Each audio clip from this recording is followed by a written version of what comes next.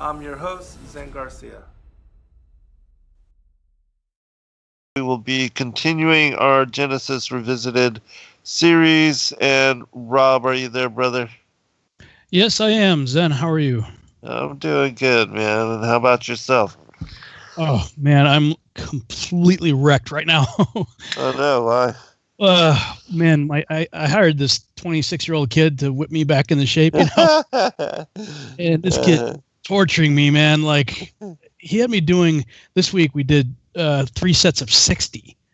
So it was like, go as high of weight as you can, do 20, rest for 5 seconds, drop 20 pounds, do 20, rest for 5 seconds, drop 20 pounds, and do another 20, and then rest for a couple minutes and do it all over again 3 times. Like, nice. Wow, dude, that's awesome. yeah, it was chest and back on Tuesday and legs and shoulders today, and like, so my whole body's just like, dude, what are you doing? You're going to be beefy, man, when we see you in September. Yeah, maybe so. Looking forward to that, by the way. Yeah. It's going to be cool. Yeah, myself as well. And it seems most people are going to be coming. There are a couple that possibly might not be able to attend, but for the most part, most people will be there. And then we'll have a couple of other speakers that will fill in for those that do not show up. And so, yeah, looking forward to it. And a lot going on, a lot, has happened. It seems like every week when we come together, there's just more insanity. Yeah, I saw that bombing that happened recently. Right, in Lebanon. Yeah, my friend Marty Martin sent me. It looks like, I don't know if it's an infrared footage or something, but oh wow, really? Shows somebody was shooting. I guess it was on fire first or something. Yeah. But it clearly shows a missile coming in right before that second explosion, that massive explosion. My son had told me that as well. Yeah, I just saw it like, I don't know, 20 minutes ago. Yeah, I'm not following all of that so much, so I don't know a whole lot about what's happening. I've just seen a few things here and there on Facebook, but yeah, you're right. I mean, it's like every time we get together, there's something else crazy going on in the world. I know. I mean, it's just nonstop. And I mean, not just, kind of regular daily occurrence, but just really significance. I mean, this is like, 9/11 for the Lebanese people. And I haven't seen the footage that you're talking about, but we did a show last night about this whole thing, and my son had mentioned seeing something of that nature as well. And so, wow, that's kind of surprising because without a doubt, there are 2 explosions. Everybody was focused on what was happening with the regular fire, and if that was whatever the chemicals or, the warehouse, whatever. And then this happening, it certainly seems to have been a very high grade explosion with the mushroom cloud and then the repercussion blast that sent shockwaves out 20 kilometers and shattering all the windows in that area. It's unreal. Crazy. Yeah, very much so. And so, it just whoever was responsible certainly seemed like an attack to me. Trump did kind of say that in the press conference that he was having on the coronavirus, that he had somehow been briefed by his generals and that they also spoke of it as being an attack. And so, we don't know who's responsible or what the reasons are, but certainly it's not a good thing. They said that the economy of the people there in Lebanon, that the currency had lost 80% of its value in like a couple of months. They can't even get money out of the banks, and 85% of the economy was sustained as imports that came in through the port there, and that is all leveled and all destroyed. And so there's going to be a lot of suffering and a lot of just uncertainty with regard to the people there. It's very unfortunate. Yeah, I'm trying to share it here for the viewers on YouTube right now. The video that was sent to me. Let me see if I can rewind it here. Shows the fire, and then a missile comes flying in from the top left, and then boom. Wow. Pretty crazy stuff, man. Yeah, and a lot of people are saying that, that as far as, because it looked to me like some of the tests that were done in like White Sands, the whatever atomic blasts or whatever, and a lot of people say that those kind of weapons don't exist, but certainly this looked like something in similarity. The event, the unfolding, and the aftermath. I don't know what it was, what kind of explosives, what kind of missile, but it caused massive devastation and destruction, and it's just and you got to feel for those people. And it said that also, and we'll move on from this in a short bit, but that this was a huge Christian population as far as the Lebanese people, that there's a big Christian minority or portion of the people there in Lebanon. They speak, some speak English, and they do, follow the faith as far as, being disciples and servants unto Christ and the Most High, and believing in the cross. And so that's another unfortunate aspect of all of this, but I hate to see anybody suffer. And yeah, I hear you, man. We've talked about it for years. You, myself, many others, we study eschatology. We look at events that are prophesied to happen. And, right. I think most of us have believed that it was going to happen in our lifetime. And I think, frankly, I think the way it's written, that people have assumed it was going to happen in their lifetime since the time of Christ. Mm-hmm, right. The amillennialists and the preterists and, people who point to 70 AD would show that, these people clearly believed that these prophecies were prophetic for their time. And I'm sure when they saw the temple being completely destroyed such that not one stone was left upon another, they were fleeing to the wilderness and, just all the horrors that took place there. Yes. I read Matthew 24 and I read Luke 21, and I can get so far. I can get if you do like a checklist of the events that took place as we understand them from, like the writings of Josephus and other people outside of Scripture who documented the events. You can kind of do a checklist, when you're reading like Matthew 24, Luke 21, and go, yep. But I just get to a certain point where I'm like, nope. Right. Yeah. I don't see where that happened in 70 AD. Yes. And when you get to Revelation, and what I tried to do a while back was I started doing like an Excel spreadsheet where I would take New Testament prophetic statements and put them on the right column. And then if I could find Old Testament prophetic statements that I thought were parallel, I put them on the left, and there's just way too many, in my opinion, that don't fit anything that has ever happened in human history so far. That's what has me believing that, it's a future time. If you want to call it futurism or whatever, I don't care what you want to call it, but that there's a coming 7-year tribulation period, actually maybe a 20-year period. And when I believe it's in I think it's Jeremiah that says it's even the time of Jacob's trouble. That, in his day, whether it was Jeremiah, whoever it was that wrote it, forgive me, I forget what the actual scripture reference is, but where that is in the prophetic writings, the person who wrote that and the audience who read that at that time would have not had a New Testament frame of mind, because they weren't there yet. So when they said it's even the time of Jacob's trouble, they would have thought, well, what was the time of Jacob's trouble?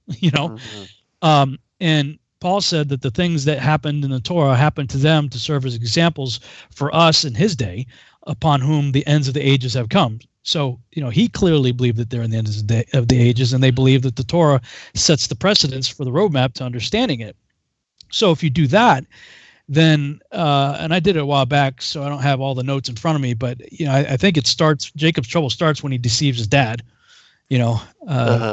And then from there he's off and running, and then of course he wants Rachel, and he ends up working for Uncle Laban for 7 years to get Rachel, but then he's not. So you get the firstborn first, you get Leah, so you got to work another 7 years for Rachel. So then he works another 7 years, and the whole time Uncle Laban's jacking with him and messing with him, and he Jacob himself refers to it, the 20-year period of time that he went through, as the time of his affliction. And so affliction, trouble, same thing, synonymous.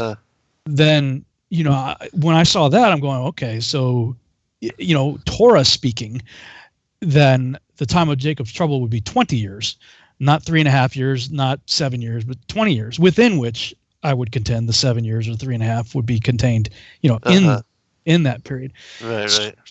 If we are in fact in the time of Jacob's trouble now, when did it begin? I don't know. I mean, I think all of us are speculating. I made a case back in 2013 that there were some very interesting with the tetrads and all that stuff going on. Yes, absolutely. That and world events that were happening at that time that led me to believe that could be, and I say could be, the kickoff to the 20-year time period of Jacob's trouble. And we're 7 years into that now, since 2013. So, I don't know. I don't know where we are on the timeline. I just, when you see nation against nation, that's ethnos against ethnos, rise against each other, nation against nation, kingdom against kingdom, certainly seems to be playing out. But I say that also looking back in history. I mean, the 20th century, dude, there was some real serious crap happening in the 20th century. I mean, when you look at World War I mean, just look at World War I alone. And that's one of those, for many of us, it's almost a forgotten war. I mean, we had relatives that were in World War II, grandparents or whatever, Korean War, Vietnam War. Very few of us grew up with people who experienced World War I. So, for many of us, it's kind of off our radar. We've read about it in school or something. But, when I look back at what was going on in World War I, man, that was some horrific times. And then World War II, they amped up the horror, and then you have both the Korean War and the Vietnam War and the civil unrest that was taking place there, and the race wars and stuff that was happening back then. I mean, we've been through a lot of crap before. And of course, you got the Great Depression there in the 30s and the Dust Bowl, and so while things are looking pretty bad for our generation, I would contend that many generations before us had seasons when it looked really bad too. Yes. When the Black Plague, the Spanish flu, all pandemics that have happened in the past that wiped out entire, huge portions of the population. So I'm trying to be cautious in saying this is it. This is the end. When I look back, even just in the 20th century alone, I would contend you could go back through centuries before that and find all kinds of stuff going on too. It was pretty horrific. Let's face it, we've been living in horror since the garden. Right. Yes, absolutely. So I'm trying to be a watchman, as they say. I'm trying to be cautious. I'm trying to look at the signs of the times and put pieces together. I think with each event we get closer, but how close we are, I don't know. Right. I think our study right now of Genesis is helping too, because, Yeshua said it would be as it was in the days of Noah. So yes. For me, I've got to not just look at the wars, rumors of wars, earthquakes. These are things that we've always had. Nation against nation, ethnicity against ethnicity, kingdom against kingdom. I mean, we've had that. What differentiates the end times from any other time in human history is the likening of it to the days of Noah, which in itself were unique times. So that's where I keep trying to redirect my focus, and that's where I'm getting ready for the Take on the World conference coming up. It's the end of this month. It's a virtual conference, so we're going to have everything pre-recorded. I got like 200 slides and video in it right now. I'm like, dude, that's a presentation. So, but what I'm trying to do is paint a really broad stroke version of the big picture. Yes. Going back to the garden, working our way forward to the time of Tower of Babel and the calling of Abraham. Because in my mind, the first 12 chapters of Genesis literally lay out the roadmap for us to understand the end times. And then when you get to the book of Numbers, I mean, that's like a play-by-play for me of what's going to happen in the tribulation period. I mean, you got 42 different cities that the Israelites went to. Coincidence? We got 42 months time period of, tribulation. Yes. I just, they have 1,000 from each of the 12 tribes that are called for men of war. Then we got 12,000 from each of the 12 tribes, in Revelation. There's just, when you look at the plagues of Exodus and put them in a spreadsheet next to the plagues of Revelation, it's a direct parallel. So, yes. For me, it's driving me deeper into the Torah to try to understand things from that perspective, as opposed to the standard eschatological Christian perspective that most people come at these events, from without looking at the Torah. And so, I'm going to do sort of a slightly different version of that for our conference. So, for your conference. Right on. And I think I got 2 1-hour sessions, I think. I don't know what my schedule is. So I'm going to have to significantly reduce things. And it's hard to pick a topic, Right. I don't know. But anyway, that's sort of my thoughts on all this. And that's why I think what we're doing here is timely and important. Yes. Yeah, I absolutely agree because, looking, and as you said, as in the days of Noah, it's very important to understand those times and to look at them and to consider them. And certainly we are doing that at a level and a depth that I don't know that anybody else has really examined as many parallel accounts and brought forth as much information as we are on these particular topics. And going back, even just beginning with, Genesis 6 and the fall of the angels, the sons of God and the matings with the daughters of man. I mean, we're still, just 2 chapters in with regard to examining in detail, where we started from several weeks back now. But, again, I think it's a great blessing to many people that have never heard about all of these texts. And certainly I have, even today, some accounts with regard to Noah that I'm sure a lot of people haven't heard about, and that should add detail to even the study and the understanding of what Christ is alluding to with regard to, looking back at the beginning. And even with Isaiah, when he regards and says to look back to Genesis for understanding on the creation. And so we're kind of doing that in looking back at the early, as far as the patriarchs and the prophets and what they went through to get to where they, and what they went, as far as what they had to overcome. And we're seeing that in the parallel with regard to the end of days. And so, yeah, I think this study is very relevant, and especially since, Take on the World and also with our conference, the End Time Mysteries Revealed, it fits right in with all of that. Mm-hmm. Yeah. I'm trying to find what I was looking at a couple of days ago.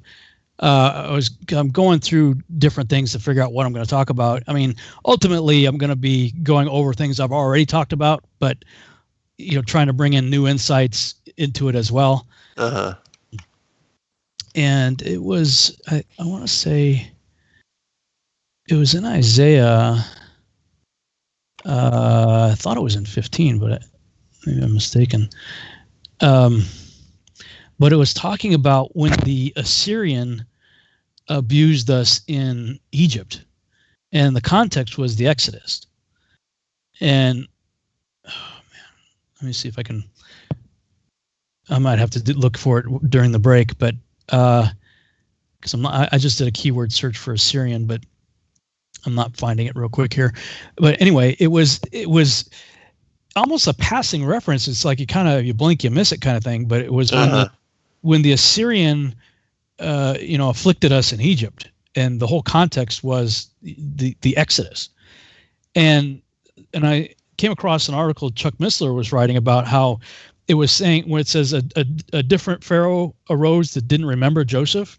Yes. And he was saying, like, look, one of the prerequisites for running a country is knowing your country's history, you know, and seeing as that at the time of the Exodus, that was only, about 150 years by the time Moses is born. It's like 200 years ago or less. It was less than 200 years to the time of Joseph. It's 215 years from the time Joseph is sold into slavery to the time of the Exodus. So in that time period, Joseph, ruled and reigned as like a, second in charge, and Right. House of Jacob comes down there. And so, they lived like that for an extended period of time until a Pharaoh arose that did not remember Joseph or did not know him.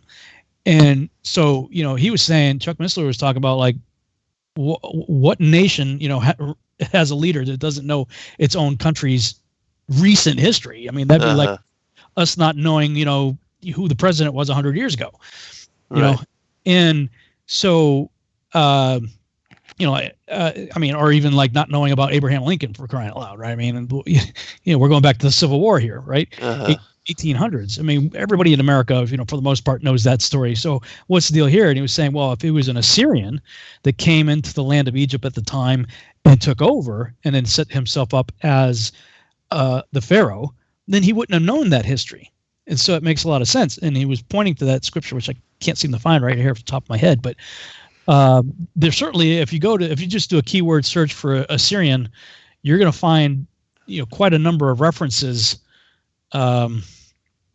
with regard to the Assyrian and Egypt, kind of side by side. You'll see Egypt and Assyrian. So all that to say, Nimrod was an Assyrian, and so if we are in fact talking about an end times parallel for the Antichrist, and if the thesis is true that I hold to, that the Antichrist is in fact Nimrod, then I mean it's all over again. It's the Assyrian and Egypt, just yet another parallel. Right. So now I'm not thinking about Joseph Gregory Hallett or anybody else as a candidate for the Antichrist. It reaffirms some of the earlier research that I've been known for talking about. Yeah, and the whole thing of uniting the world and having a common goal and being of one people, one tongue, one nation, all of that with the Tower of Babel. Certainly the beast kingdom and moving towards the reign of the Antichrist, the one world system, religion, political, economic, all of that seems to be a replay of sorts of, what went down during Nimrod's time. So something definitely to consider. I found it. It is Isaiah 52:4. It's 52. I was thinking it was 15. It was 52. Isaiah 52:4. For thus saith the Lord God, my people went down aforetime into Egypt to sojourn there, and the Assyrian oppressed them without cause. Oh, right on. Isaiah 52:4. Yeah. Excellent. Well, we've got just about 3 minutes before break, and so we'll definitely go into it afterwards. But was there a specific something that you wanted to read from? No, nothing. Nothing much more in regard to what I was just talking about. Although there was something that I saw Zach Bauer posted something from 2nd Ezra chapter 7. He lost his wife. I think it was last year or fairly recently. This year, I forget. Fairly recently, his wife died, but and he's still obviously going through the grieving process. And he posted something today from 2nd Ezra. He said, this gives me great comfort, in my time of mourning. And it was what happens to you after you die, laid out like point blank. I don't know. Looked at it. I've never looked at it before. I mean, seems like I've read the Esdras, 1st, 2nd Esdras quite some time ago when I was intrigued with the Apocrypha, but it was a long time ago. So I don't really remember any of it. So I went back and he just quoted a few verses from it, like 75 through 100 and something. And so I'm going to go back and read the whole chapter. Wow. What a chapter. Yeah, it's an incredible book. One of my favorites. Yeah, it's making me want to go like really study it because and my understanding is Esdras is just a derivative spelling of Ezra. So right, yeah. This is actually the prophet Ezra writing this. And wow, I mean, you talk about overtly messianic. I mean, it's talking about, oh, yeah. when my son comes and does this and does that, and like, wow, pretty hardcore. But I mean, it reads very Enoch-ish, where right. he's being shown a whole bunch of stuff about what happens to a person, whether where the saints go and where people who regard the commandments go, and what the judgment that awaits them. And wow, I mean it's just like 150 something verses, I think. Very detailed. Yes, very detailed. And you're right, it goes into the millennial age and all of that as well. All right, we'll be right back, everyone.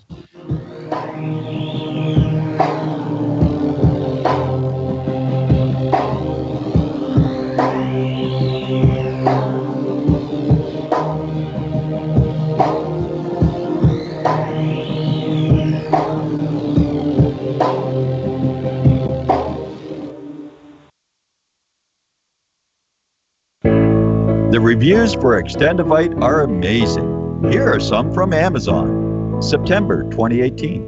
Extendivite works in keeping my blood pressure in the normal range. I've been using Extendivite for many years now. May 2018. Great product. I use regularly and I rarely get sick. March 2018. This product has relieved what appeared to be angina pain in my chest and shortness of breath after climbing stairs. I'm quite happy about it. February 2018. My husband, son, and I have been using this product for a few months now, and we have noticed an improvement in our joints and blood pressure. Tell us your story. Get Extendivite today. To order, call 1-877-928-8822. That's 1-877-928.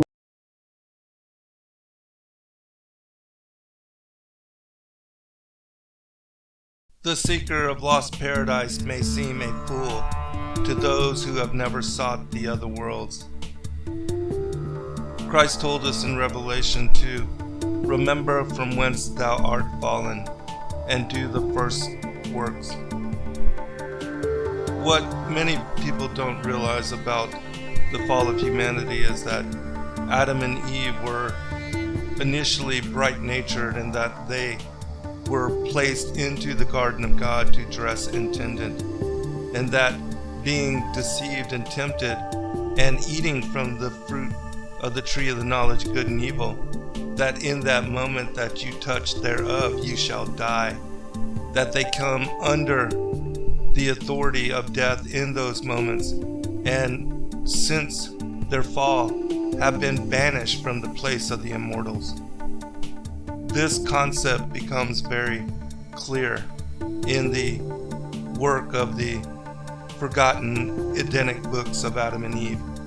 And as we study and read into this material, this knowledge will come to light, and it will help you to understand that being restored to our bright nature, our first estate through Christ, that the reason he had to take on embodiment and enter into mortal flesh form was in order to not only redeem the ancestors of Adam, the children of light, but also to rectify us and to restore us to our first estate in this manner, defeating death and bringing forth salvation with the promise of the cross.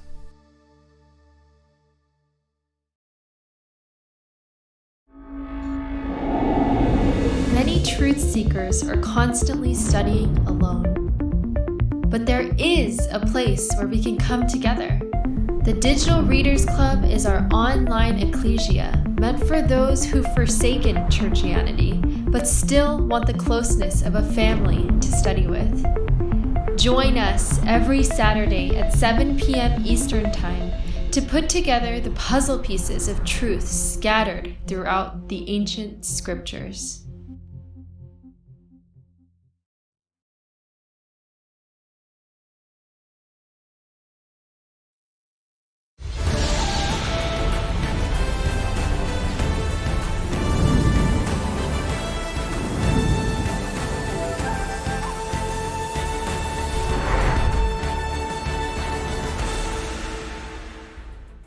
Hello friends, thank you for joining us this evening.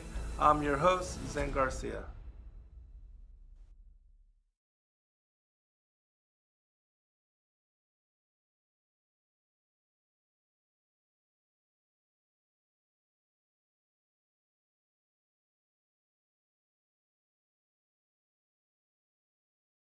back, everybody, for a second portion. As always, the time is just flying by quickly. And so, you want to get back into the manuscript? Yeah. I'm not sure where you want to start. I think we did a couple of chapters, or at least we did Josh or 6 last week. Maybe, I don't know that we've done Jubilees, the parallel passage, or if you want to jump into Genesis 8 as a setup. I don't, it's up to you. Yeah, I'm going to read really quickly from this manuscript about the legends of the patriarchs and prophets about Noah, and then we can move forward and go on to Genesis 8 and all of that. But I'll just share this because this is another one of those that a lot of people don't know about, and it'll give us some insight into this story as well. So this is from the Noah portion. The earth being filled with violence, God resolved on its destruction, but Noah the just he purposed to save alive. On the words of Genesis, all flesh had corrupted his way upon the earth. The Rabbi Yohanan taught that not only was the race of men utterly demoralized, but also all the races of animals. Noah and his family and one pair of all the beasts of earth were to be saved in the ark. But of every clean beast, 7 were to enter in. Falsehood has hastened to the ark and asked to be admitted. Noah refused. I admit the animals only in pairs, said he. Then Falsehood went away in wrath and met Injustice, who said, Why art thou so sad? I have been refused admittance into the ark, for I am single, said Falsehood. Be thou my companion. See now, answered Injustice, I take no companionship without prospect of gain.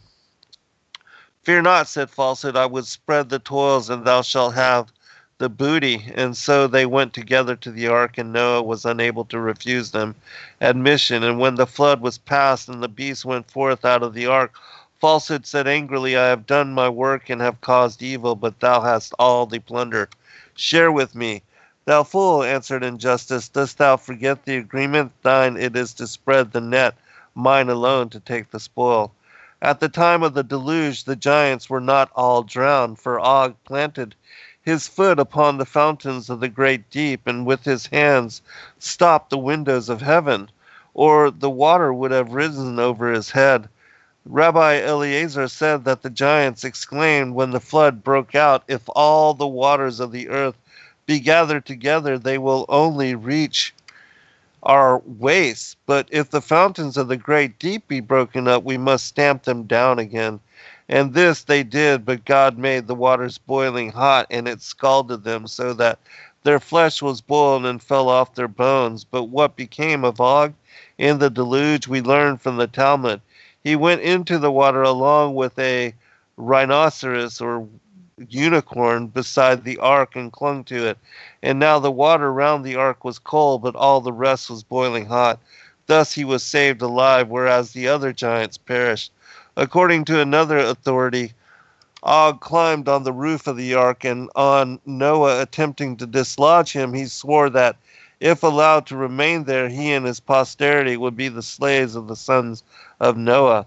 And thereupon the patriarch yielded. He bored a hole in the side of the vessel and passed through it every day the food necessary for the giants' consumption. It is asserted by some rabbinic writers that the deluge did not overflow the land of Israel, but was partial. Some say the Holy Land was alone left dry, and a rhinoceros had taken refuge on it, or a unicorn, and so escaped being drowned. But others say that the land of Israel was submerged, though all agree that the rhinoceros unicorn survived without having entered the ark. And they explain the escape of this in this manner. Its head was taken into the ark, and it swam behind the vessel. Now the rhinoceros is a very large animal and could not be admitted into the ark lest it should swamp it. The Rabbi Yanai says he saw a young rhinoceros of a day old, and it was as big as Mount Tabor, and Tabor's dimensions are 40 miles. Its neck was 3 miles long, and its head 1/2 mile. it dropped dung, and the dung choked up the Jordan. Other commentators object that the head was too large to be admitted to the ark, and suppose that the only tip of its nose was received. But as the ark swayed on the waters, Noah tied the horn of the rhinoceros to the side of the vessel, lest the beast's nose should slip off in a lurch of the ark. All this is from the Talmud. Let us now turn to some of the Musulman legends of Noah. Noah built the ark with our assistance and that of the angels, following the knowledge we revealed him, and we said to him, speak no more in behalf of the sinners, they shall be drowned. And whilst Noah was building his ark, all those who passed by mocked him. But he said to them, though you rail at me now, the time will come when I shall rail at you. For you will learn to your cost who it is that punished the wicked in this world and reserves for them a further punishment in the world to come. I'm going to stop here and just bring one more something from the Perkdi Rabbi Eleazar, and then we'll move on in story. I had read about how the angels had helped previously, but I'll skip down a little bit more from that portion. It says, Rabbi Manna said, when all the creatures had entered the ark, the Holy One, blessed be he, closed and sealed with his hand the gate of the ark, as it is said, and the Lord shut him in. Rabbi Meir said that one pearl was suspended in the ark and shed light upon all the creatures in the ark, like a lamp which gives light inside the house, and like the sun yonder which shines in his might, as it is said, a light shalt thou make to the ark. From the Targum it says, go thou unto Pison and take from thence a precious stone and fix it in the ark to illuminate you. With the measure of a cubit or a span shalt thou complete it above. Rabbi Zadok said that on the 10th of Marshavan all the creatures entered the ark, and on the 17th of the same month the waters of the flood descended from heaven upon the earth, for they were the waters endowed with the male principle. And they came up the waters of the depths, for they are the waters endowed with the female principle. And they were joined with one another, and they prevailed so as to destroy the world.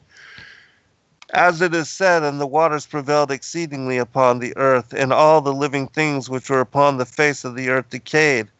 And every living thing was destroyed which was upon the face of the ground, except Noah and those who were with him in the ark. And Noah only was left, and they that were with him in the ark, except Og, king of Bashan, who sat down on a piece of wood under the gutter of the ark. He swore to Noah and to his sons that he would be their servants forever. What did Noah do?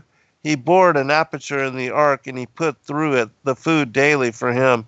And he also was left, as it is says, for only Og, king of Bashan, remained of the remnant of the giants. And from the Targum of Jonathan, Genesis 14, it says, and Og came, who had been spared from the giants that died in the deluge, had ridden protected upon the top of the ark, and sustained with food by Noah, not being spared through high righteousness, but that the inhabitants of the world might see the power of the Lord, and say, were there not giants who in the first times rebelled against the Lord of the world, and perished from off of the earth? And Noah only remained, except Og, the king of Bashan, who sat on the beam of the ladders which projected from the ark, and swore to Noah and his sons that he would be their slave forever. Noah made a hole in the ark through which he had handed to Og his daily food. Thus he also remained, as it is said. That's the Perkdi Rabbi Eleazar as well. Go ahead. You wanted to say something? Well, so, I mean, I've heard several of these before. People usually accuse me when I'm talking about Joshua or Enoch or anything like that of talking about Jewish fables. Uh-huh. And I would differentiate certainly Enoch and Joshua, and probably I would put Jubilees in there also. I would differentiate those from Jewish fables. Mm-hmm. But I mean, some of the stuff that you're reading there would, in my mind, fit the category of Jewish fables. Yeah. I'm looking at, like, I've got the timeline, the world chart of world the wall chart of world history, and I'm looking from the time of the Exodus, 1, 2, 3, 4, 5, 6, 7, 8, 900 years. So the Exodus, according to this timeline, is about 900 years after the flood. So, how old would Og have to be? First of all, the size that they describe him as, plugging up the water. I mean, to say that he was going to he and the giants were going to try to stop the fountains of the great deep from breaking up, that kind of makes a little bit of sense to me. And, making the water really hot also makes sense to me, that those geysers would have been very hot. I don't believe he would have been certainly tall enough to reach the torrents of heaven that were opened up. And for him to be hanging on the ark for a year during the flood really seems to stretch it for me. And the size that we are given of his bedstead, when we read the Torah, I mean, he's only 15 to 18 feet tall, conservatively speaking, when people convert the length of the cubits that are given there. Right. Now, it does say that he's the last of the remnants of the Raphaim. Mm-hmm. And so that begs the question, what's that about? What is that? And Raphaim, that's an interesting word, because it's like, we have many names for, Yahuwah God, Yod-Heh-Vav-Heh, Yahweh, Jehovah, but we also have like El Shaddai, El Elyon, other titles for the Most High, one of them being Jehovah Rapha, and Rapha meaning my healer, God my healer. And Raphaim having the same root word, it has this connotation of healing and even resurrection from the dead. So when they're talking about the Raphaim, those are also understood to be giants, throughout the when they reference them. So it's almost like they're the living dead ones. I have these images in my mind when I look into the definition of the words of them being like almost like zombies. So I don't know what to make of that. I mean, and with the unicorn / rhino being that massive, our first knee-jerk reaction is like, that's absurd, because of course, rhinos aren't that big. However, I'm sure you've looked into the mud fossil deal, and some of the people that are out there, I forget his name now. I think he's in Spain. There's a mountain range up there that, I mean, even on Google Earth, it looks like an elephant. Right. And it's the elephant island, right? Yeah, and this guy has gone into, there's various caves in it, and I guess he understands anatomy, and was showing how, well, if this is an eye socket, because that's what it looks like it would be, positionally on the mountain, if it was an elephant. There's a cave there that looks like it, if it was an elephant, it would be an eye socket. He said, well, if it is an eye socket, then there should be other openings for, nerve endings and things that would, feed into the eye socket. And looking at the anatomy of an elephant, figuring out where these various holes would be in the skull, and finding that there are, in fact, holes in the mountain that, very closely or almost exactly match, anatomically what would be in a skeleton. So, he's making, I don't know how I would phrase this, other than to say interesting correlation. That, I mean, you really do have to step back and go, that is interesting. And Michael Tellinger, when I got to sit down and talk with him a bit at the Contact in the Desert conference last year, he's got books out now talking about, various rocks that, people are finding that, that's not a rock, that's a petrified heart. Yes, human body part, or not human, but animal, human, or various some kind of body part. Yeah, that it's petrified soft tissue organs. Right. And other people start to look around like, okay, well, if this is a heart, then there should be a hole here for arteries or what have you, and compartments of the heart and whatnot. And when you look at the rock, you're like, well, sure enough, I mean, it's got the various compartments of the heart. It happens to have a hole right where veins and arteries should be. So in that regard, I think, I mean, and there's stuff, and you can't even tell anymore whether or not you're looking at something real or it's CGI. Yeah. So, I mean, knowing how easy it is to create stuff with software today, when I see a mountain range that just so happens to look like a person laying on their side, I don't know, unless I was physically there, Right. not going to believe it. If I was flying in an airplane looking down and it looked like a person in a fetal position from above, then I might be like, and I took a picture with my iPhone or something, looking out the window. Okay, then I would probably go, well, that's really interesting. Mm-hmm. Otherwise, I don't know what to make of some of the things. I do believe things in the pre-flood world certainly got massively bigger than what we have today. But some of the sizes that we read about are just crazy.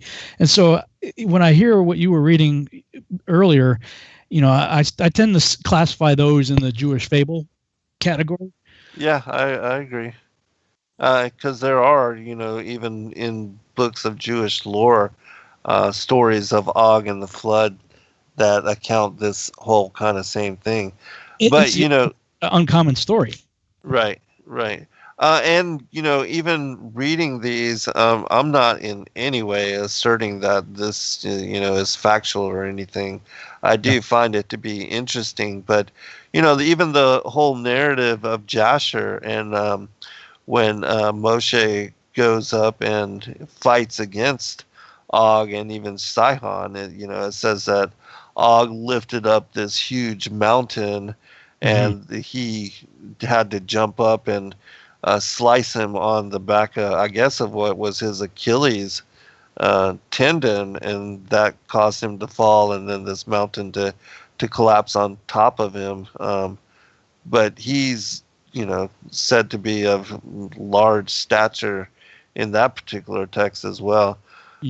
Maybe not as big as what is asserted here, but and I'm not, it's difficult to believe, the size and the assertions of the giants, and certainly the 3,000 ells and 450 feet tall. It seems absolutely unbelievable. But as you said, with regard to the mud fossils and some of that work and some of that information, and people looking at Google Earth and looking at these different mountains and landscapes, and how it seems to even some look exactly like giants, some of the mountains, because I've had a lot of people send me a lot of pictures from, and you don't know, of course, you don't know what's photoshopped and what is factual, what is truthful, but I've seen even like the Elephant Island and other mountains that look like horses, and even toads and mushrooms and all kind of just weird, items, things, pre-flood creatures, things that look like golems or trolls or, things of that nature as well. And they seem all to be petrified and turned into the rocks and the landscape. And like, what you're saying with Tellinger, Roger over there at Mud Fossil University, he also is saying that a lot of what we see in these preserved, petrified rocks and things are the same thing, old body parts in some manner. Yeah, I mean, I think, for these people, in biblical times, storytelling is not something new, like the Epic of Gilgamesh. When I was looking into the Epic of Gilgamesh, I've got a book, Myths from Mesopotamia, Oxford Press, by Stephanie Daly. And I think it was in the preface or introduction or something, she's talking about how there are multiple versions of the Epic of Gilgamesh. And what she was saying is like, look, I mean, they didn't have an in-flight movie. They didn't, when people were caravanning and going on journeys, especially people of nobility, they would hire the Shakespeare of the day, the best they could get, to go to entertain the troops, so to speak. Right. And any good orator is going to know his audience. So a lot of times you'll find the story changes based on where it was told, because the narrator is customizing the story to fit, the region that they're in, and, maybe incorporating things to, spice up the story a bit. And so that's why you have different versions of it. So, in literary scholarship, I don't know too many people that take the Epic of Gilgamesh to be a word-for-word factual event, so much as a stylized narrative, probably based on historical event. And I would say it's probably based on the life of Nimrod, who was certainly a man of renown. I mean, he was the king of the world when we get to Genesis chapter 11. Mm-hmm. So the idea that many stories could have been embellished and elaborated on related to him is more than plausible. And likewise, when you think of characters like Aga Bashan, who clearly was a pretty substantial character of the day, because they make quite a deal of it, about the defeat of him. And when they finally get into Canaan, when they get to Jericho, it was Rahab, she's like, well, we've all heard of you guys. Right, yes. We know what you guys did. You guys took down Og and, Sihon. And so, Sihon, right. The idea that these guys could have been embellished to be much larger than life, so to speak, is more than reasonable. But when we think about the 3,000 elves deal, I mean, if you accept Josephus, who says, the Nephilim were what the Greeks called the Titans, then, the first generation angel human hybrid Nephilim being the Titans, well, I mean, in their myth, Kronos and the like, the Titans, they got that big. I mean, they're even depicted in, Percy Jackson and the Lightning Thief movies and Wrath of the Titans movies. They depict them as a 450-footer. So, all we can do is say, look, I didn't write it. Yes, exactly. Comment on it. Right. And remember the pictures, the Sumerians, where they are seated on their thrones, and, you have these human servants coming before them. Even seated, they are much taller. And I think these servants come up to what maybe knee or chest level, but so that has to be based on something as well. Yeah, I'm with you. And it's, the Egyptians certainly have plenty of tomb paintings and whatnot showing, dudes sitting down, and you say, well, maybe it's perspective, right? Maybe the king and queen are in the foreground and the people are in the background, and except for when you see the pictures of, them holding a dude in their hand, or, right. or a dude standing on their knee, somebody fixing their hair on a, on a stepladder kind of thing or whatever, you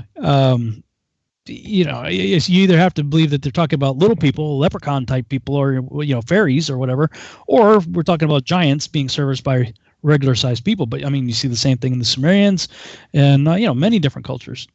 Yeah, the depiction of Gilgamesh with the lion that looks like a little kitty cat. Yeah. Yeah. Well, I mean that I if he is in fact Nimrod, that places him in the roughly 10-foot ballpark, which I would say is probably reasonable. If that's a full-size lion, he's in the 10 or 12 foot. And when it comes to the Antichrist, people got to realize that he's called a beast. Okay. And that's the word therion. And my friend Peter, who grew up in Greece, speaks Greek fluently. I asked him one day, I'm like, dude, if I called you a therion, what did I just say? What did you hear? He said, well, that'd be like you called me a werewolf or something. I'm like, really? Wow. It's not the same word in Greek that you would use for to describe a horse or cow, a beast of burden kind of thing. It's something different, corrupted, freaky, I mean, he's the kind of guy I don't usually tell. He has no dog in the hunt, so he has no idea why I'm asking the question. Right. Right. Hey, dude, what's therion mean? What, if I called you that? So he just gives me the answer, So, I mean, yes, there are bad and evil people in the world, but I mean, this character is called a beast, a therion, a werewolf, kind of thing. So it makes you think of Nebuchadnezzar as a type and shadow. I mean, the dude became a beast. Right. Yes. There's something going on there. Yes. Yeah. Yeah, and then just with regard to the mythology and to even to fairy tales and lore and fantasy, there seems to be some kind of truth behind all of it. As to how much and what exactly, nobody really knows. But um, considering in reading a lot of the extra biblical materials, again, we're gaining insight into even the meaning of as in the days of Noah. So, um, want to go into chapter 8? Well, Just when we come back from break. Yeah. I dude. All right, we'll be right back, everyone, for second half. Many truth seekers are constantly studying alone. But there is a place where we can come together. The Digital Readers Club is our online ecclesia meant for those who've forsaken churchianity but still want the closeness of a family to study with. Join us every Saturday at 7 p.m. Eastern Time to put together the puzzle pieces of truth scattered throughout the ancient scriptures.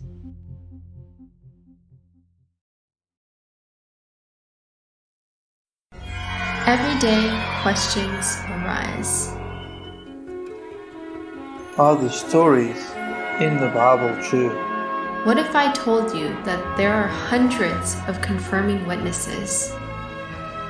Which give intricate detail to the stories in the Bible. Have you ever found yourself deep in the rabbit hole with questions that no one seemed to have the answers to?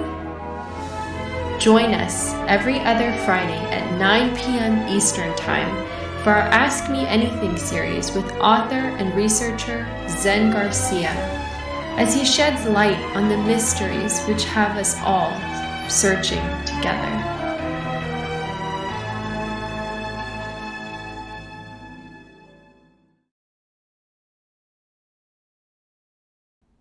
Your partnership with Sacred Word Publishing goes further than the publishing of ancient manuscripts and weekly video content.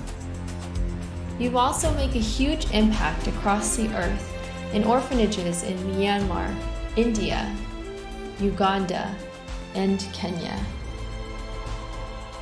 Your support is crucial for the development of the ecclesia of real truth seekers. We thank you for joining us in hosting Secrets Revealed, Momentary Zen, the Digital Readers Club, Ask Me Anything series, and other shows that have helped lead so many to the truth of salvation. To become even more involved, please visit patreon.com/sacredwordpublishing, where you can partake in exclusive, interactive, patron-only content and help us continue shining the light of love in this darkened world.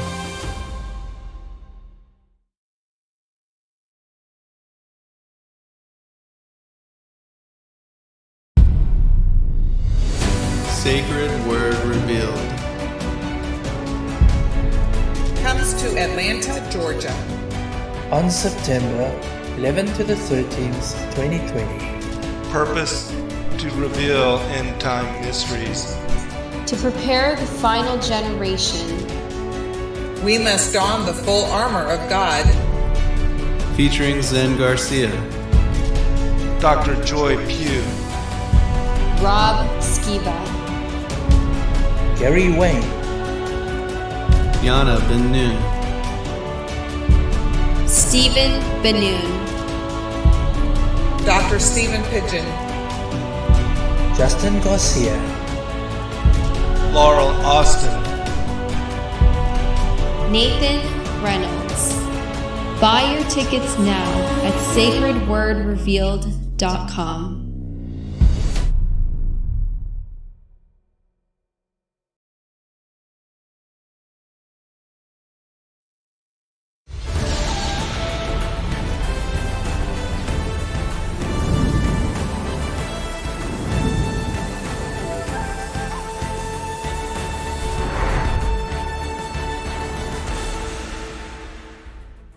Hello friends, thank you for joining us this evening.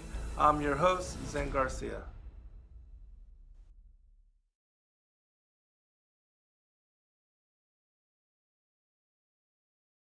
first, second hour, we are going to return to the narrative. And do you remember where we are as far as Genesis? Yeah. Yeah, as far as Genesis, we read Genesis 6 and 7. So we could read Genesis 8. We could read the parallel in Jubilees of Jubilees 5 and 6. If you wanted to go there.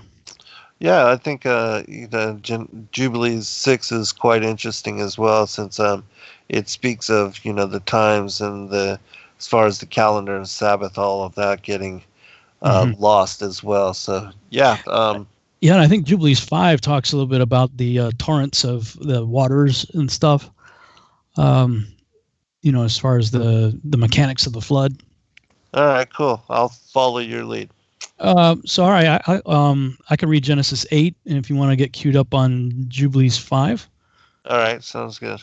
Okay, let me switch over to Genesis 8. And God remembered Noah and every living thing and all the cattle that was with him in the ark. And God made a wind to pass over the earth, and the waters assuaged. That means came and went. And wind there, that's ruach, for those keeping track. Very similar to Genesis 1. He put this in the Spirit of God moved across the face of the waters, and the ruach moved across the face of the waters. Same thing here in Genesis 8:1. The fountains also of the deep and the windows of heaven were stopped, and the rain from heaven was restrained, and the waters returned. I think did we read this last time? Possibly. I was flipping through Jubilee, so I'm not. Because it seems like we read the bird thing, because he sends the bird to and fro. Yeah. Unless maybe that was in Joshua. We've been reading so many accounts. No, we did read this. Well, because it ends with while earth remaineth, seedtime and harvest. So we did read that. So maybe we just jump into the Jubilees account, because from Genesis 9 forward, we're going to start getting into some really deep stuff in terms of lineages and things leading up to the Tower of Babel. So I'm pretty sure I read that already, because I remember the bird deal, releasing the birds and whatnot. Mm-hmm. So maybe if you want to read Jubilees 5, I can read Jubilees 6. All right, let me see. Okay. The building of the ark, the flood. That's heading. It, right? I believe that's the heading. I don't have a heading on mine. Yeah, I think it is. Okay, verse 21. And he commanded Noah to make him an ark, that he might save himself from the waters of the flood. And Noah made the ark in all respects as he commanded him, in the 27th Jubilee of years, in the 5th week, in the 5th year, on the new moon of the 1st month. And he entered in the 6th year thereof, in the 2nd month, on the new moon of the 2nd month, till the 16th. And he entered in all that we brought to him into the ark, and the Lord closed it from without on the 17th evening. That's interesting, because isn't it the angels that are speaking to Moses? Noah? Moses, about the Book of Jubilees, and it seems because it says, as in the Targum, the Perkti Rabbi Eleazar, all that we brought to him. So that would indicate that the angels had brought the animals. Yeah, that's my understanding of Jubilees, is that it's sort of an angelic view of the events of the Torah. Yeah, so that would make sense, and this would be a third confirming witness that all the creatures were brought by the angels to Noah. Mm-hmm. All right, continuing, verse 24. And the Lord opened 7 floodgates of heaven, and the mouths of the fountains of the great deep, 7 mouths in number. And the floodgates began to pour down water from the heavens 40 days and 40 nights. And the fountains of the deep also sent up waters until the whole world was full of water. And the waters increased upon the earth. 15 cubits did the waters rise above all the high mountains. And the ark was lifted up above the earth, and it moved upon the face of the waters. And the waters prevailed on the face of the earth 5 months, 150 days. And the ark went and rested on the top of Lubar, one of the mountains of Ararat. And on the new moon in the 4th month, the mountains of the great deep were closed, and the floodgates of heaven were restrained. And on the new moon of the 7th month, all the mouths of the abysses of the earth were opened, and the water began to descend into the deep below.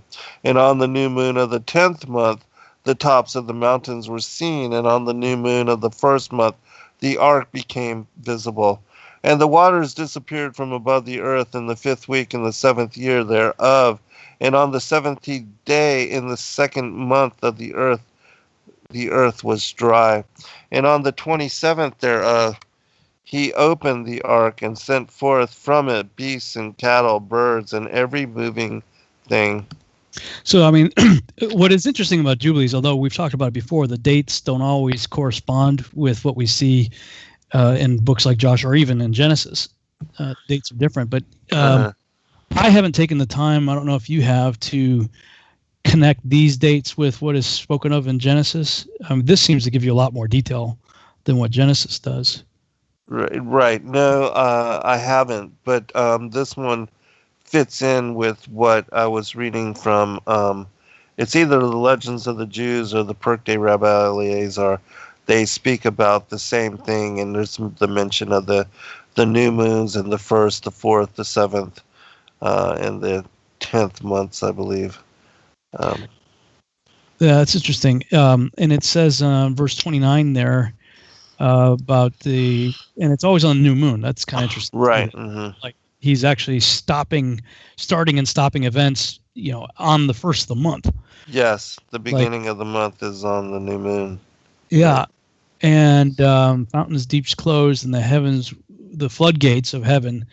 And we talked about that in earlier broadcasts too, when I was asking my friend, what does this word mean? And he's like, yeah, I think Hoover Dam. Like, that's like a big deal. We were looking at the Septuagint, the words used for the windows of heaven. That's like, it's floodgates, dude. I mean, that's like, it's not rain. Right. It's not clouds dropping rain. I mean, this is a physical structure opening up and massive, like you just imagine Hoover Dam breaking. Right. The kind of water that's coming down here. And it talks about, in the new moon of the 7th month, so that would be Tishri 1. Right. Mouths of the abysses of the earth were opened, and the water began to descend into the deep below. So water came up from the deep and then went back into the deep. Right. As well as obviously the windows of heaven issue. And let me see if I can pull up my Testing the Globe website. Those watching on YouTube, Testing the Globe, if you go to testingtheglobe.com and the main menu, click on the More Resources tab and then Enoch's Dome World. So the model that I've created, I call the Yahuwah Triangle. Not Yahuwah Triangle, that's a different video. The Yahuwah Terrarium, sorry. The Yahuwah Terrarium. It's funny because I did the whole teaching. It's like a 10-hour teaching called the Yahuwah Triangle. And the first hour or two is all globe stuff. And that was December 2014 when I did that. And then, 4 or 5 months later, all of a sudden, nope. Right. I get into this and see something different. But in the model that I created, I show a cutaway, and there are these boxes on the sides of it. And what I was depicting there was the storehouses of the deep. Mm-hmm. So you would read references to storehouses of the deep, and I'm like, what is that? Because if the dome is like a bathysphere inside of water, so there's a pocket of air in it, and there's water all around it, the fountains of the deep all around the thing, and water comes in from above as a result of the windows of heaven opening. Where does the water go? Yeah, that's right. And so I envisioned they would go into the storehouses of the deep, that there would be these other compartments through which the water, that was filling the container could be pumped into, so for people who are wondering what those boxes were, that's why I created those, is because of that, and because of references like what we just read. that the abysses of the earth were opened and the water began to descend into the deep below. Right. Speculation, admittedly, this is just, as an artist, this is what I see in my head when I read these. Yeah, and it does say in some of the parallel accounts of just, the dry land being elevated above the sea level in the creation week when I did the book on the firmament, that the earth was porous and that there are many cavities as well, and also lakes, and water that are part of the interior of the earth. And so these kind of things are, and that the earth was described as like being a sponge as well. Mm-hmm. Yeah, interesting stuff. Mm-hmm. So I can read chapter 6 if you want. Yes. Unless there's anything else you want to comment on in the Jubilees. No, because chapter 6 also makes mention of, and kind of brings forth, according to the heavenly tablets, the timings of the flood in similarity as this. So we can, comment then. Okay. And on the new moon of the 3rd month, he went forth from the ark and built an altar on that mountain. And he made atonement for the earth and took a kid and made atonement by its blood for all the guilt of the earth, for everything that had been on it had been destroyed, save those that were on the ark with Noah. And he placed the fat thereof on the altar, and he took an ox and a goat and a sheep and kids and salt and a turtle dove and the young of a dove, and placed a burnt sacrifice on the altar and poured thereon an offering mingled with oil, and sprinkled wine and strewed frankincense over everything, and caused a goodly savor to arise, acceptable before the Lord. And the Lord smelt the goodly savor, and he made a covenant with him that there should not be any more blood to destroy the earth, that all the days of the earth, seed time and harvest, should never cease. Cold and heat, summer and winter, and day and night should not change their, scroll it up here, order, nor cease forever. And you increase ye and multiply upon the earth, and become many upon it, and be a blessing upon it. The fear of you and the dread of you I will inspire in everything that is on earth and in the sea. And behold, I have given unto you all beasts and all winged things and everything that moves on the earth, and the fish in the waters, and all things for food, as the green herbs I have given you all things to eat. But flesh with the life thereof, with the blood ye shall not eat, for the life of all flesh is in the blood, lest your blood be your, and lest your blood of your lives be required. At the hand of every man, at the hand of every beast, will I require the blood of man. Whoso sheddeth man's blood, by man shall his blood be shed. For in the image of God made he man. And you increase ye and multiply on the earth. And Noah and his sons swore that they would not eat any blood that was in any flesh. And he made a covenant before the Lord God forever throughout all the generations of the earth in this month. On this account he spake to thee that thou shouldest make a covenant with the children of Israel in this month upon the mountain with an oath, and that thou shouldest sprinkle blood upon them because of all the words of the covenant which the Lord made with them forever. And this testimony is written concerning you, that you should observe it continually, so that you should not eat on any day any blood of beasts or birds or cattle during all the days of the earth. And the man who eats the blood of beasts or of cattle or of birds during all the days of the earth, he and his seed shall be rooted out of the land. And do thou command the children of Israel to eat no blood, so that their names and their seed may be before the Lord our God continually.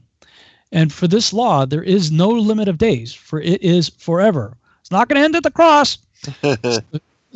They shall observe it all through their generations, so that they may continue supplicating on your behalf with blood before the altar every day, and at the time of morning and evening they shall seek forgiveness on your behalf perpetually before the Lord, that they may keep it and not be rooted out.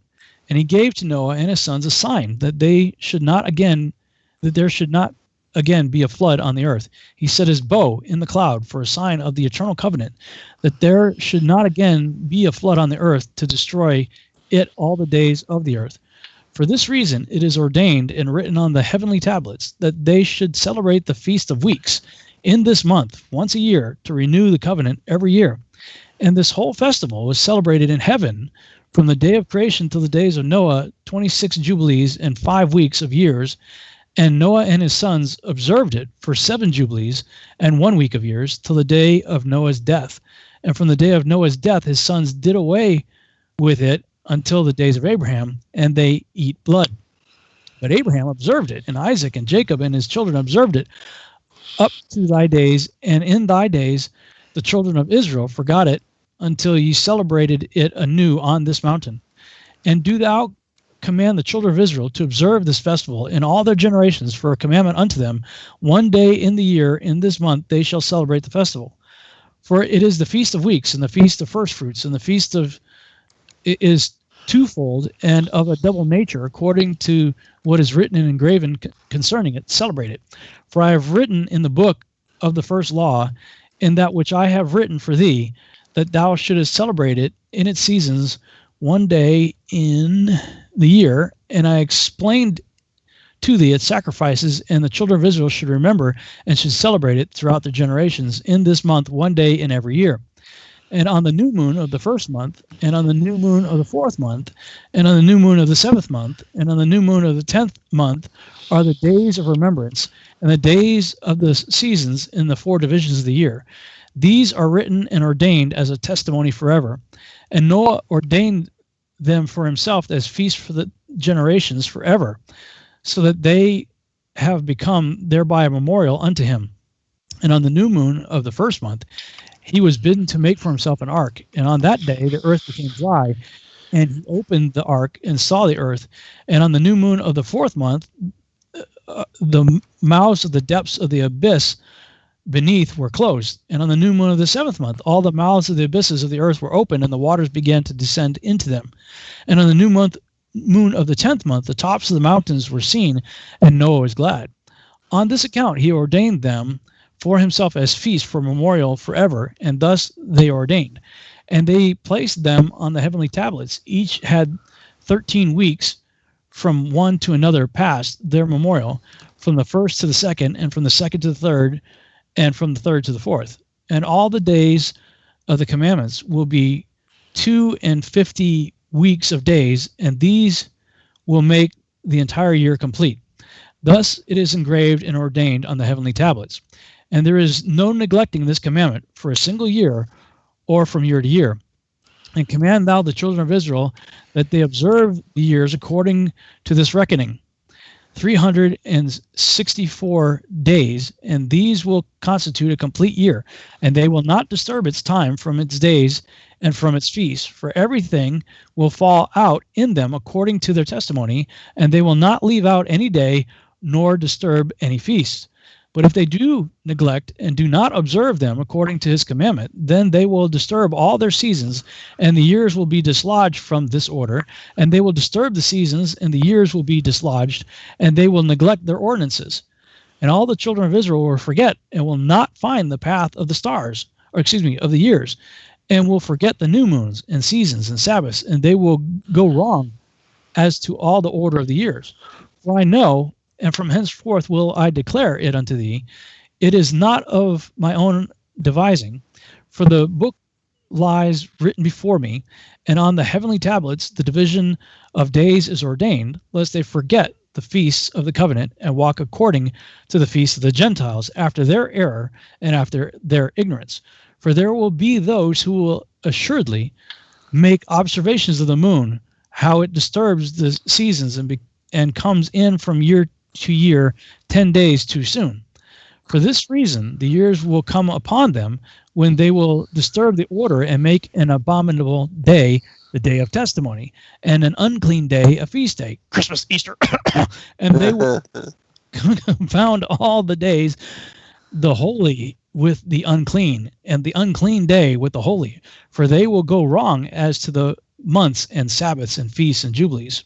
For this reason I command and testify to thee, that thou mayest testify to them, for after thy death thy children will disturb them, so that they will not make the year 364 days only, and for this reason they will go wrong as to the new moons and seasons and Sabbaths and festivals, and they will eat all kinds of blood with all kinds of flesh. Wow, stuff there.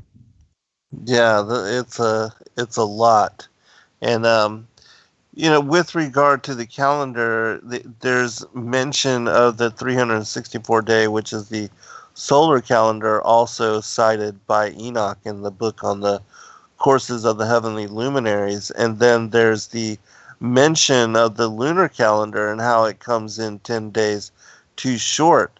And so it's my personal interpretation that the Jubilees is speaking about in similarity with the Book of Enoch, that you have to consider both the 364-day solar calendar and the 354-day lunar calendar and how they intercalate with one another, where you have to add this 13th month every, according to what is the metatonic cycle, almost every third year or so, you just add this 13th month and it aligns the two calendars back in sync together. And I think that the reason it makes mention of the new moons in connections, it shows that the new moons are the beginning of the months according to the calendar, which they may have been observing at that time. And that certainly looking at some of the older texts, even like the Legends of the Jews and the Perkti Rabbi Eleazar, and we talked about this when we talked about the other calendar stuff, that it seems to also link, like in the Book of Enoch, he mentions the waxing crescent as being the beginning of the month as well, and that here all the new moons, and it's not full moon like some people believe, but the waxing crescent, which even the word kadash is in verb, it means to repair or renew itself, which is exactly what the moon begins to do with the appearance of the waxing crescent. Mm-hmm. Yeah, I was a conjunctionist for a while when I first came into all this understanding. Mm-hmm. It was trying to understand, what is a new moon, what is all that, and I thought like 119 Ministries and a few others were making a compelling case for the conjunction, but the more I started trying to figure out how that would work, it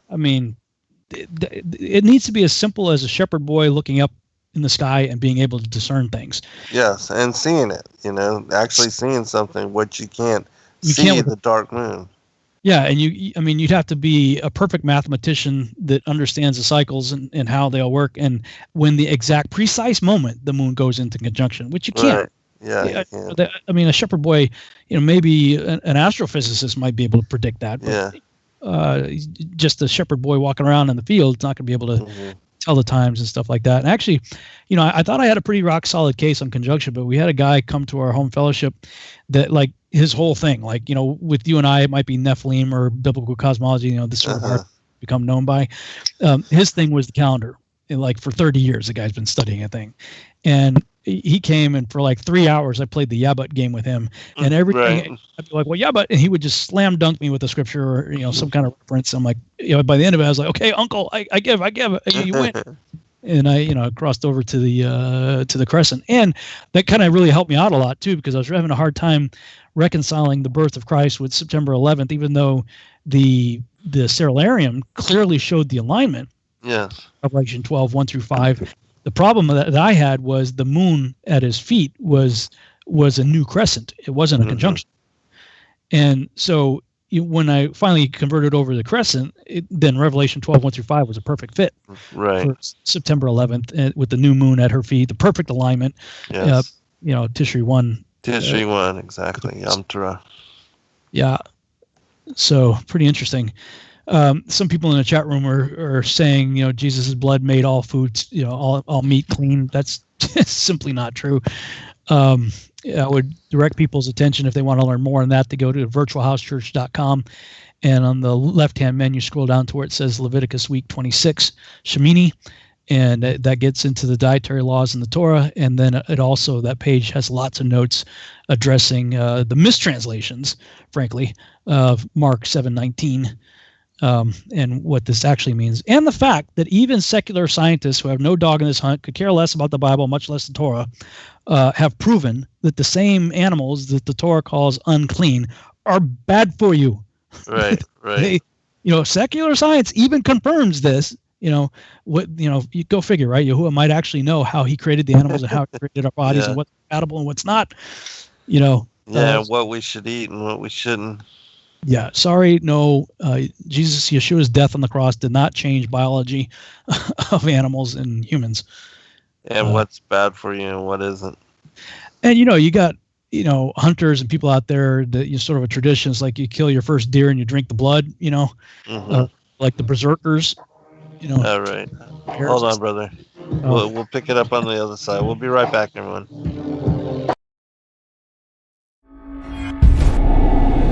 Many truth seekers are constantly studying alone. But there is a place where we can come together. The Digital Readers Club is our online ecclesia meant for those who've forsaken churchianity but still want the closeness of a family to study with.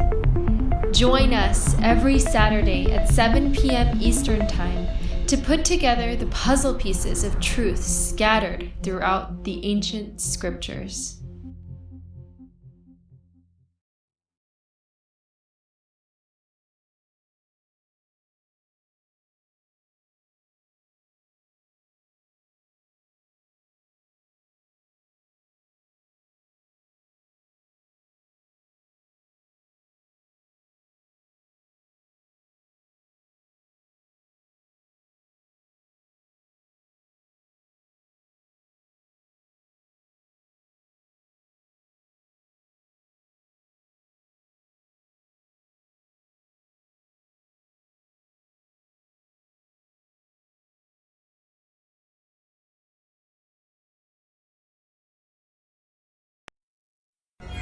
Everyday questions arise. Are the stories in the Bible true? What if I told you that there are hundreds of confirming witnesses, which give intricate detail to the stories in the Bible? Have you ever found yourself deep in the rabbit hole with questions that no one seemed to have the answers to? Join us every other Friday at 9 p.m. Eastern Time for our Ask Me Anything series with author and researcher Zen Garcia, as he sheds light on the mysteries which have us all searching together.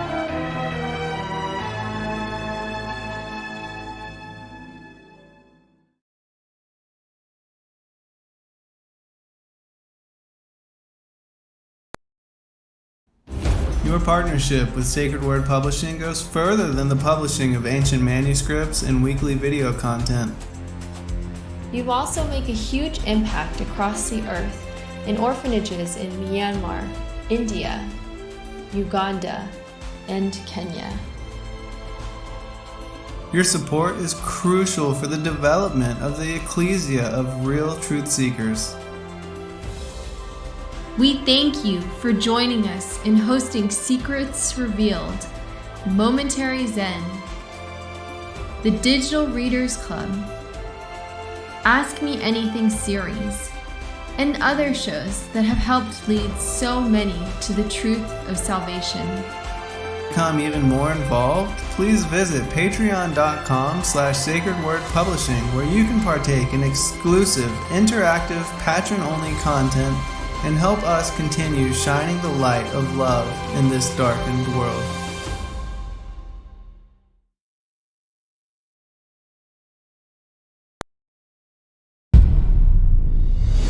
Sacred Word Revealed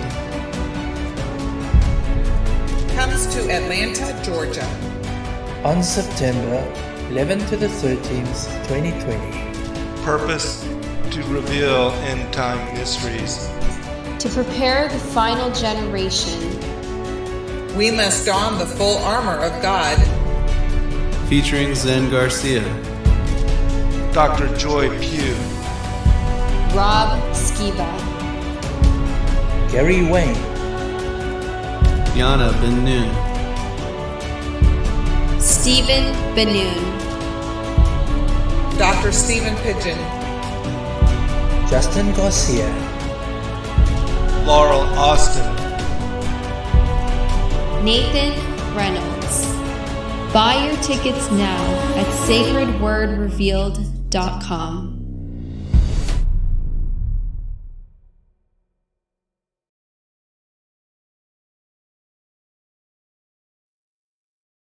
Flesh of animals for food, which had been forbidden from the time of Adam until then, but they were to abstain from the use of blood. I know you were talking about something when we went to break in regard to blood, was it? Yeah. Well, I looked back. I was doing some study on the berserkers, like during the early conquests and stuff, where the Romans were going up against the Germanic tribes and stuff, and that was a real deal. I mean, like they would kill like a bear and drink the blood, and like they'd go berserk. I mean, they and other cultures did this too. The Vikings and different people that. They believed that they were taking on, and in fact, I believe that they were taking on, quote unquote, the spirit of the animal, because the life is in the blood. So, it's definitely not a biblical activity to be drinking blood of any kind. Animals, certainly not human. So, I mean, you got the vampires drinking human blood and Luciferians and Satanists and people doing stuff like that. But yes, even animal blood. So, for me, ultimately, I'm not preaching to anybody. I'm not telling anybody else what to do. I'm just saying what I'm doing for myself. So, nobody needs to get their panties all bunched up here. I'm just saying that I personally got to the point where I just like, I'm not going to eat animals. I still eat fish every now and then. But for the most part, these days, I'm almost completely vegetarian. That is awesome, man. Good for you. Yeah. And I feel much better, ultimately. When Rick Hummer and I were doing the balloon chasing stuff that we were doing, when we were doing the high altitude balloon launches and stuff, it was by a chicken farm, one of those big industrial type chicken farms, and just the horrific smell. Oh, my God. Just the smell. I'm talking about the horrific conditions these poor animals that too, to endure, and just the method by which most food enters the grocery store is completely just horrifying. I mean, it's just look. I mean, I went over to John Pounder's house. So it was sometime around Passover, and they still had some lamb left over. Now, in this case, they actually raised the lamb. They had it out in their yard. It was well cared for, lived well in a nice open space, and they killed it humanely and cooked it. And I didn't have a problem eating that, but it's just that, in principle, I don't have a problem with eating meat.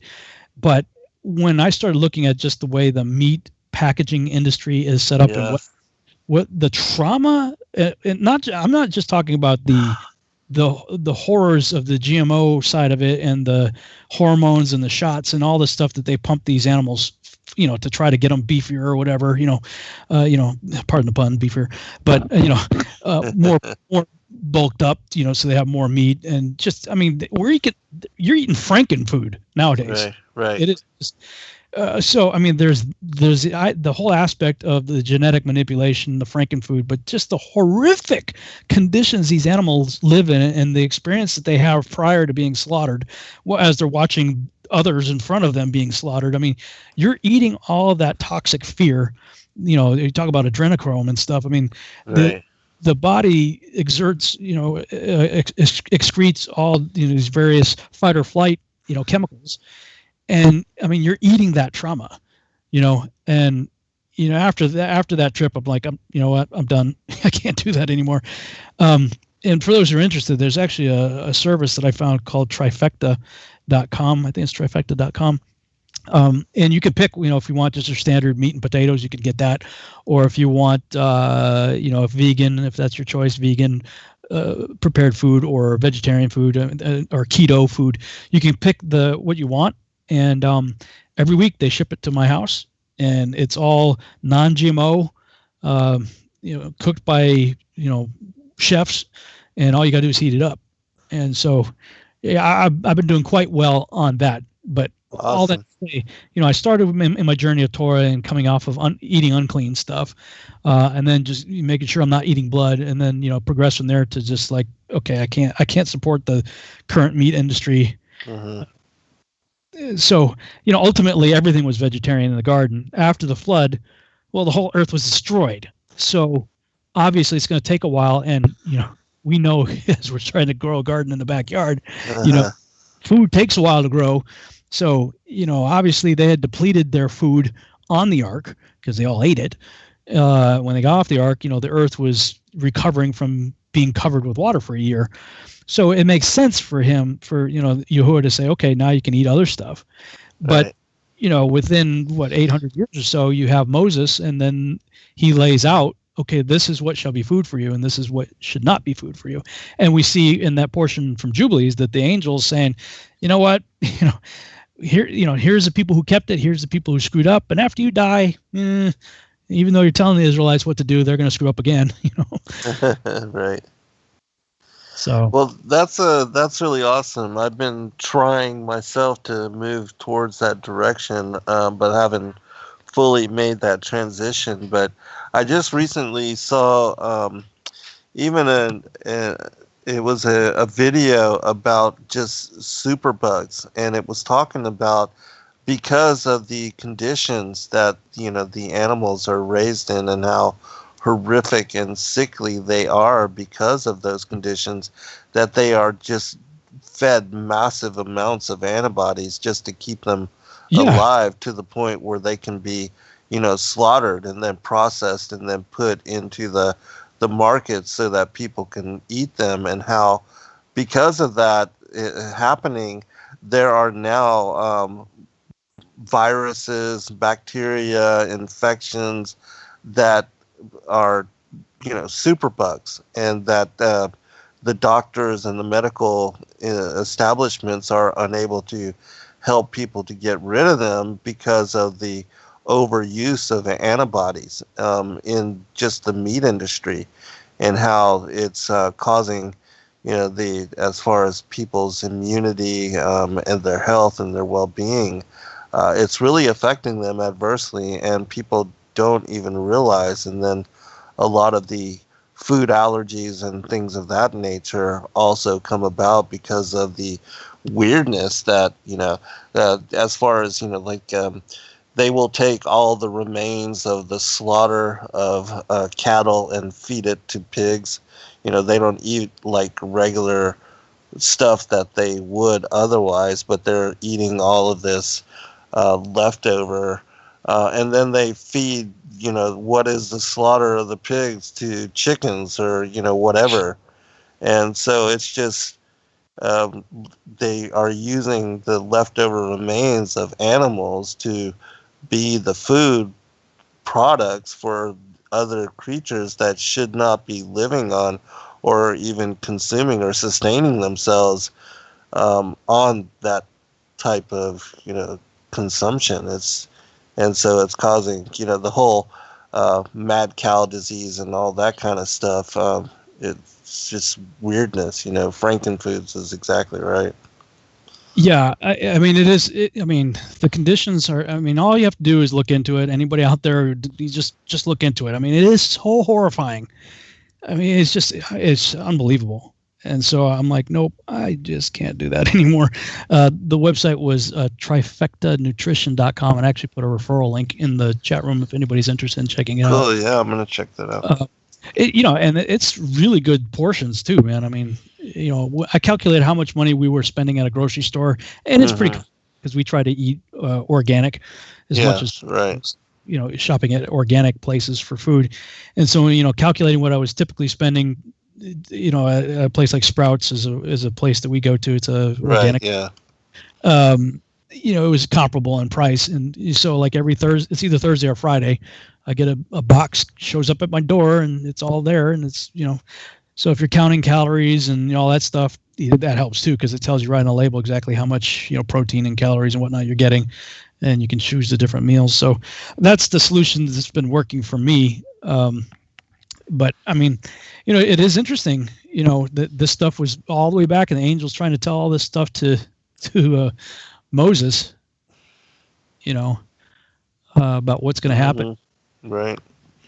Yeah, and how everything would get off kilter as far as, even the Sabbath, the calendar, even the cosmology. And now, everything is so turned upside down. The holy days are now holidays and mixed in paganism. And most people are unwittingly supporting in mainstream churches, what is paganism? I mean, they even celebrate Halloween. They eat ham. All these things. Festival. They'll because the churches they'll recognize Halloween as blatantly pagan evil, right? So then what do? They say they'll have fall festival. Right. Harvest festival.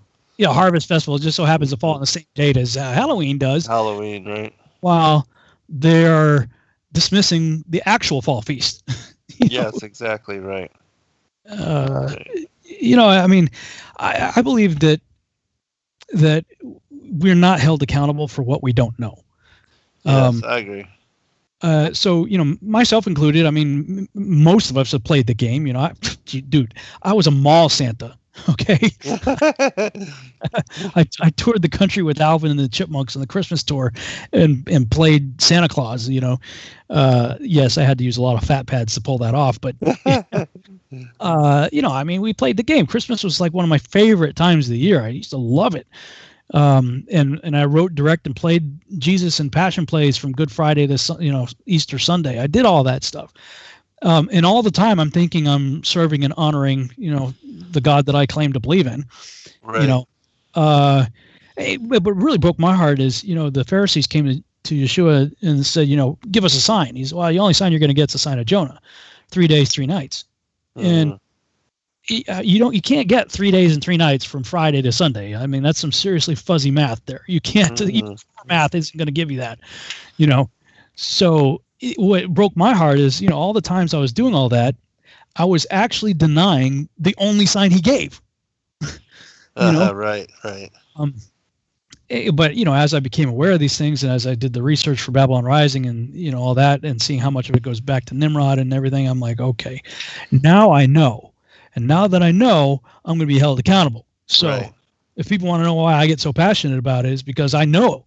And now if you're listening to us, or at least enough to look deeper, because, man, I mean, this stuff's serious. He says, come out of Babylon. Why? So you do not partake of her plagues. Right. A Christian is not appointed unto wrath. Well, that's true. Babylon is. But what's going to happen if you stay in Babylon? Yes, exactly. You're going to get what's not appointed to you. Yeah, held accountable. Yeah. So, I mean, that's why I get pretty passionate about it. And there it is, right there in Jubilees. We just read it. Yes, exactly. You're going to trade the holy for the profane. Right. Yeah.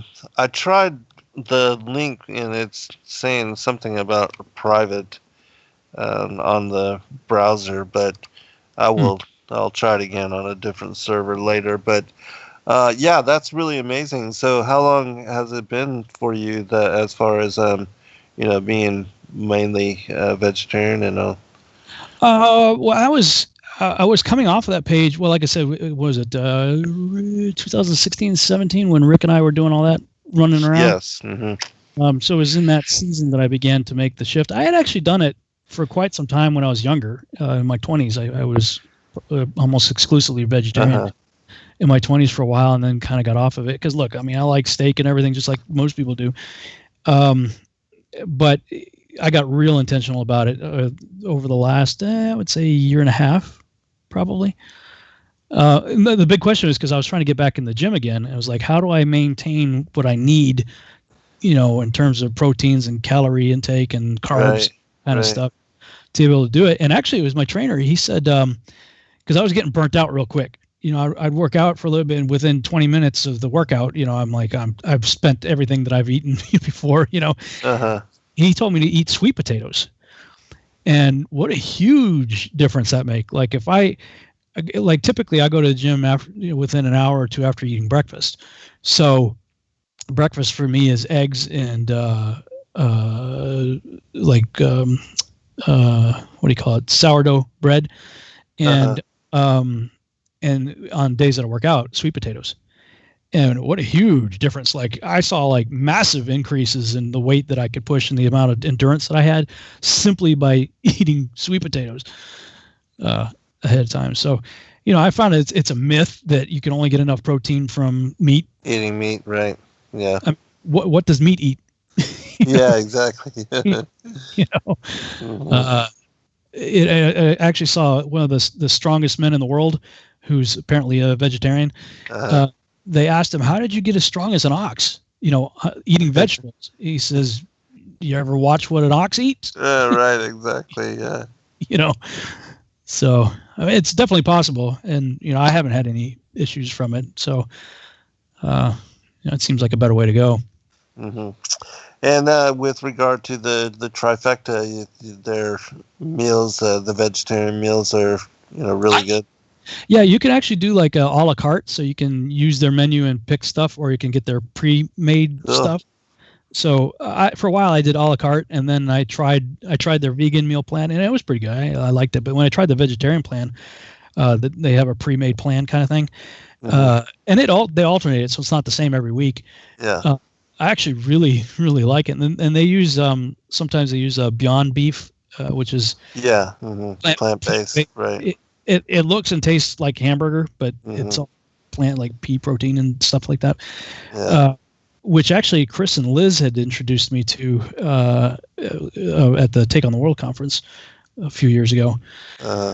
So yeah, man, I really like it. If you have a problem with the link that I put in the chat room, let me know. I'll send it to you an email or something. Yeah, if you would, I'd appreciate that. And I've been eating like the Morning Star stuff for a very long time, and the plant-based as far as meat and all that, and I really like it. I mean, a lot of it you can't even tell the difference, and I actually like a lot of it better than what is real meat. And so it just takes getting used to and getting adjusted, and making a point to try to do that. But I think a lot of people are trying to move in that direction and trying to eat more with regard to raw fruits and vegetables, and to supplement their diets with nuts and things of that nature, and that just eating too much meat is unhealthy. Eating meat with every meal,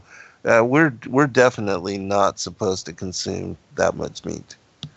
No, people ask about, what about plants and this stuff? Well, I mean, this, as far as, GMOs and stuff like that. Yes, I mean, there are plants that are being messed with and stuff, but at least here on Trifecta, they claim to be non-GMO, organic stuff. So, all I could do is take it for what they say. Right, yeah.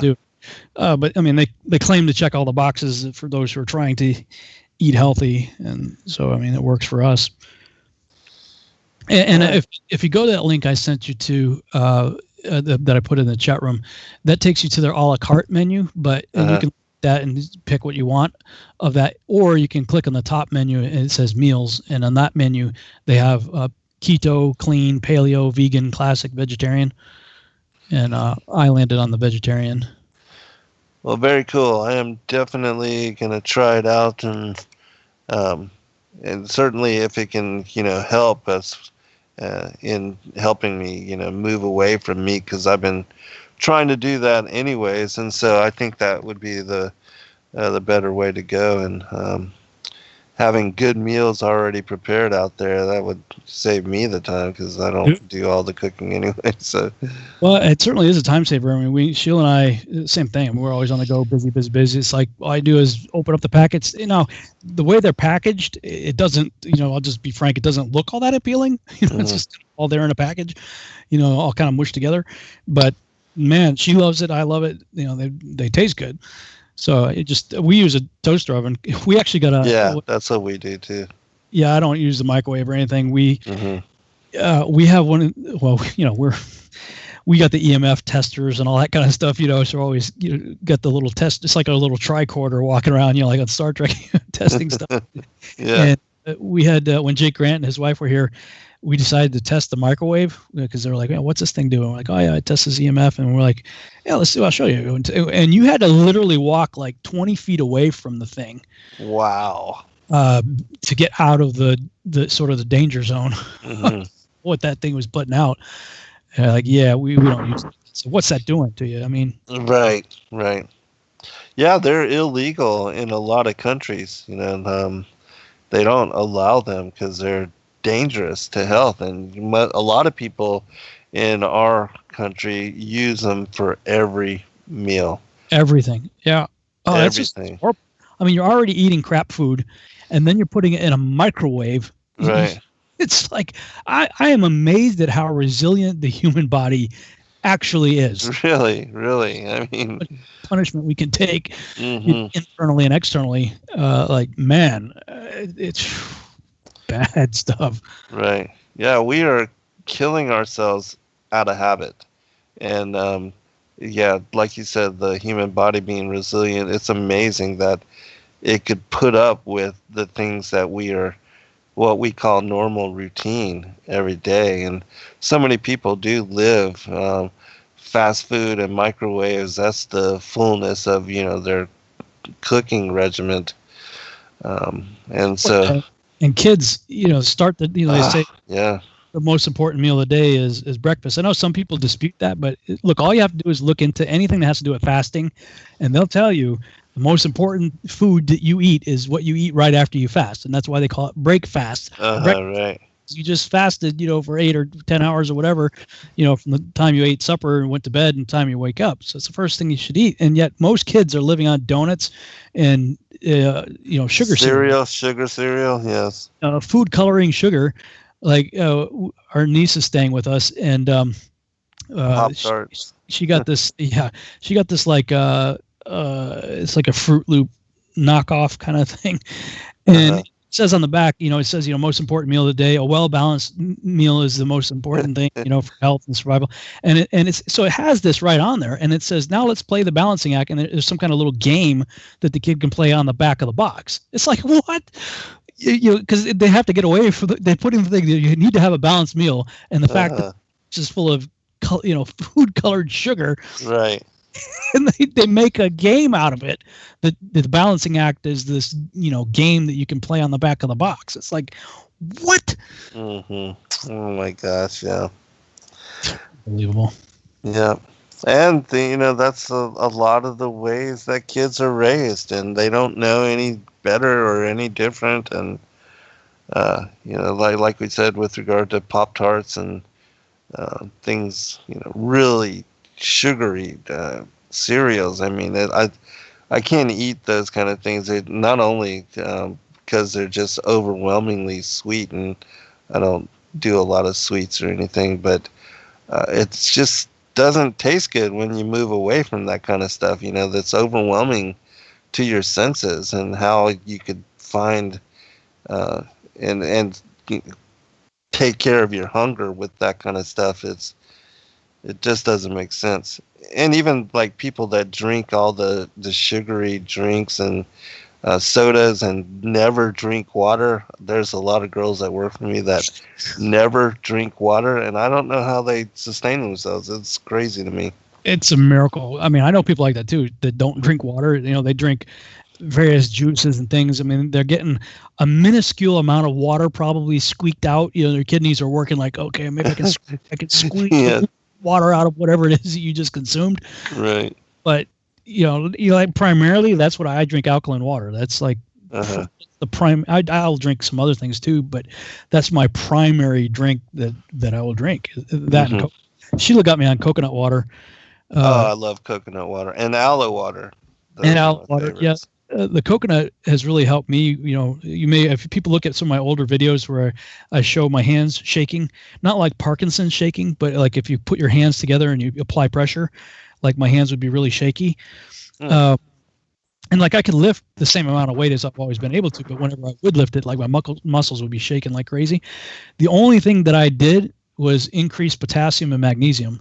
And of course, coconut water has potassium, and I was taking magnesium supplements and eating bananas, and that made a huge difference. And other things, people are magnesium deficient, and we're like deficient in like everything.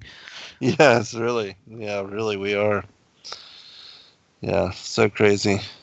Well, we kind of derailed the topic, but I think it's something to talk about because I mean, this is what was talked about here by the author of Jubilees, whoever you want to say it was, saying that these things are important. So, it's all it.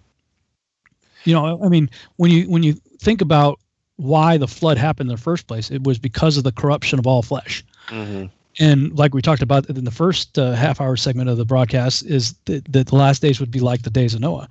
And part of that being the corruption of all flesh. Well, I mean, it's our diet is corrupting our flesh, foods and all this, all kinds of GMO. It's all corrupting us. All right, brother. Another good show. We'll pick it up next week on yours. Thank you. God bless all. Good night.